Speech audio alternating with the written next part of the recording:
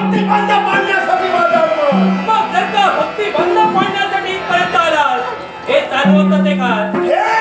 हे माझं प्रेम चालू होतं ही मला फार आवडले त्याचे मला विवाह करायचा हे ज्वाळासू पाता भराचा त्या कुल्या भूताला भरालास आणि जो तू प्रलया सामान्य मानवाला निर्माण करतोय एका तुझ्या देहाचा अवमान पेटवे पण हा तुझा प्रलय त्या विश्वाचा वाचून येणार नाही